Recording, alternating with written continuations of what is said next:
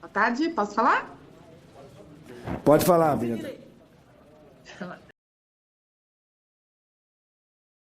Boa tarde a todas e todas, aos colegas vereadores, às pessoas que nos assistem de casa. Bom, eu acho que a gente, quando considera, né, que esse projeto de lei ele visa desburocratizar o processo de instalação dessas estações de rádio base, né, para atender o direito essencial de garantir internet para todos e todas, né, a gente já viu colocado aqui por vários colegas meus em plenária, e eu quero ressaltar que no projeto de lei a gente precisa estabelecer que essas zonas prioritárias elas devam, né, ser prioritárias, né, que dentro do projeto, do escopo do projeto, elas estejam lá garantidas que elas vão ser prioritárias, né? Isso tem que estar escrito no projeto. Já várias vezes outros colegas meus aqui já falaram que a gente não vai votar em intenção, né? A gente vai votar num projeto de lei escrito e é importante que isso esteja descrito, né?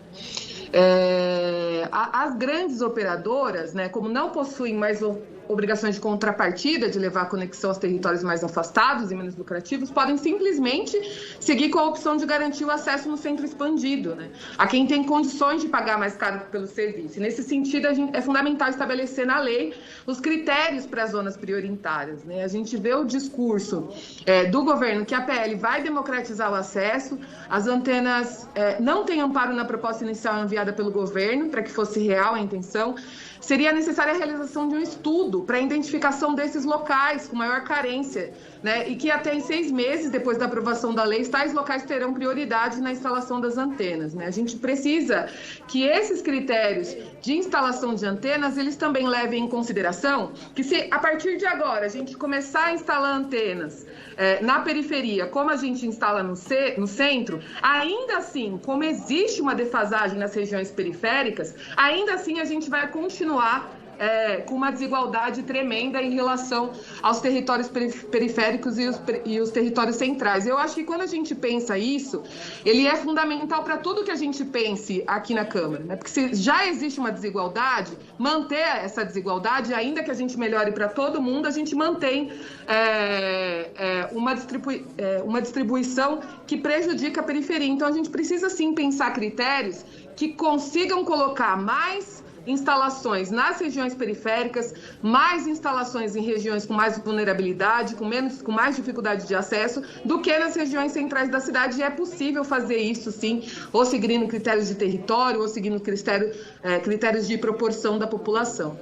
É bom a gente lembrar que o Brasil ainda possui uma grande desigualdade, né, de acesso, e a cidade de São Paulo, que é a cidade mais rica do país, a mais cosmopolita, não é diferente disso, né? Tem um dado produzido pela Fundação SEAD, que mostra que as periferias de São Paulo concentram o acesso à internet realizado com a conexão de baixa velocidade. 56%. E também um dado que mostra que essa população acessa a internet exclusivamente dos seus celulares, né? 67%. É entre a população mais vulnerável também do nosso território que está a maior porcentagem de pessoas que nunca navegaram pela rede, né? Que tem completo ausência, né, de inclusão digital. Né? O retrato do uso da internet mostra mais uma vez as profundas desigualdades, né, no estado de São Paulo, no município de São Paulo. E essa pesquisa foi, inclusive, traçada uma parceria da Fundação SEAD e com a Agência de Estatística do Governo Estadual, CETIC. Né? E a gente sabe também que essa desigualdade de acesso é caracterizada também por raça, pelo gênero e pelo CEP das pessoas.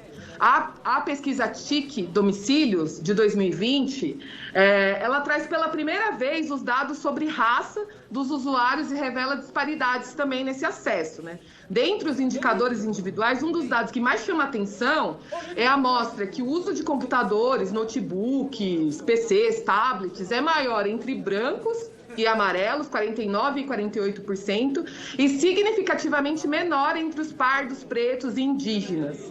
Né? E também mostra novamente a exclusividade de acesso por aparelhos celulares por essa população. Por que a gente fala sempre sobre isso?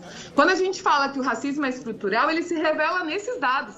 São nesses pontos que a gente revela como a população preta, periférica, parda, a população indígena recebe menos acesso às políticas públicas que a gente produz aqui nesses espaços. E é fundamental que a gente comece a olhar para esses indicadores para tentar diminuir essa distância até acabar com essa distância e essa desigualdade racial no nosso país. Então, é muito importante, né, para a gente que essa lei de antenas não apenas se adeque a uma legislação federal, flexibilizando as quantidades. Essa flexibilização deve servir para o interesse público de democratizar o acesso à informação, em especial para as populações mais vulneráveis, porque é para elas que a gente tem negado esse direito há mais tempo.